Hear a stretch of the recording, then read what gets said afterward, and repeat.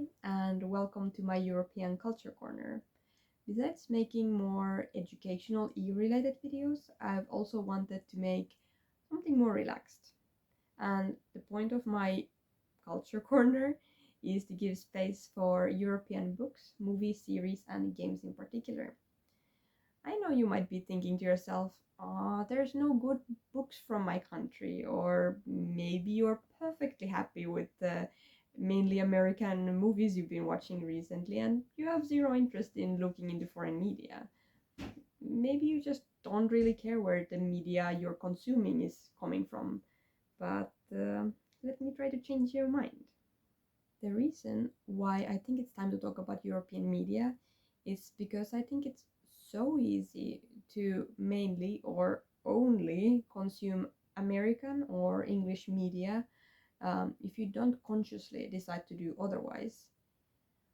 I know there are plenty of people who consume their local or national media, but in my experience, that's usually the older generations, and younger people often perceive their own um, national media as less interesting, and American media is often perceived as something cooler.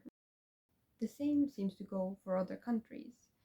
We seem to find it harder to approach media from different languages and cultures. Sometimes we find a piece of foreign media that we really enjoy, like Korean dramas or Japanese anime, but eventually it's super easy to end up just mindlessly consuming what is easily available.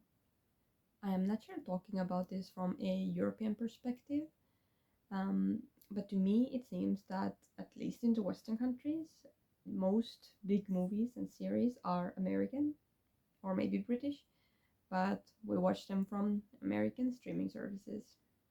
But I think that the focus on the Anglo American media is problematic for a multitude of reasons. First of all, we are giving crazy amounts of money to the extremely commercialized American entertainment business, and this is directly off from the local people and the local culture. This leads to an issue where all the things feel highly produced, very similar, and all the soul and creativity of smaller projects is lost. I think that in a way this topic is similar to near produced food and farmers markets. It might be easier to buy imported food from the supermarkets than it is to look for local products from smaller vendors, but supporting local is a great way to make sure that there will be local products in the future too. In all the different forms of media, creativity has a special importance, and I think it's a shame that the media from smaller countries gets overshadowed by the American productions. Secondly, I considered a very limited cultural perspective to have such a high focus on the Anglo American culture.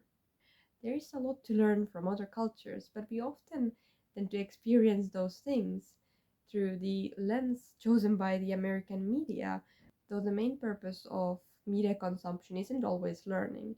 It's still refreshing to learn more about the culture, history, and the way of life in another time and place. That is done the most authentically by the people who have lived through the culture themselves. English is a dominant second language in most of the Western countries, which adds to the popularity of the Anglo American media, but it doesn't mean that it is superior. And thirdly, other cultures can often offer different kinds of entertainment and unexpected qualities. There's a great amount of European and other foreign media that just needs a little extra push to be picked up. The humor, acting, and writing can all be excellent regardless of the language or the budget, which often limit the cultural productions of the European countries. A couple of years ago, I started paying more attention to where the media I am consuming is coming from. I still read American books and watch American series, but I try to balance it out with things from other countries and continents. But in particular, I like all things European.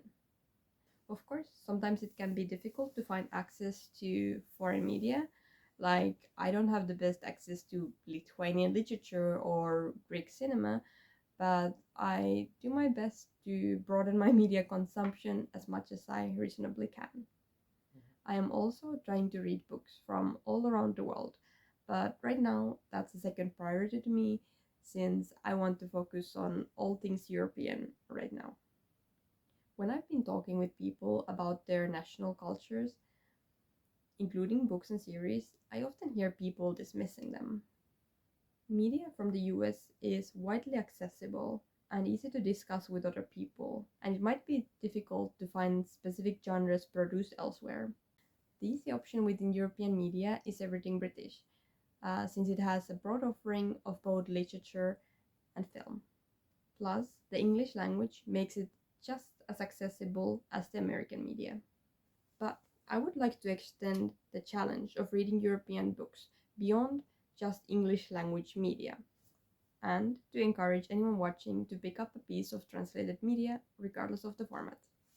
If you want to join me on this and diversify your media consumption, I have some tips to share. Try to look into a genre that you like regardless of the format of the media. Look into your options for finding that media from somewhere else. Maybe your next crime thriller could be from Denmark, or what if your next Netflix binge could be a Spanish series? Or could you find a documentary made in another country? To help you on your journey, I have some sources to share with you. For literature, there are a few very good options. For example, libraries are great for this. You can either just browse through the bookshelves or use the online search functions for finding books that you probably wouldn't find in your nearby bookstore. This is because libraries often have books that are less popular than the trending ones in the bookstores.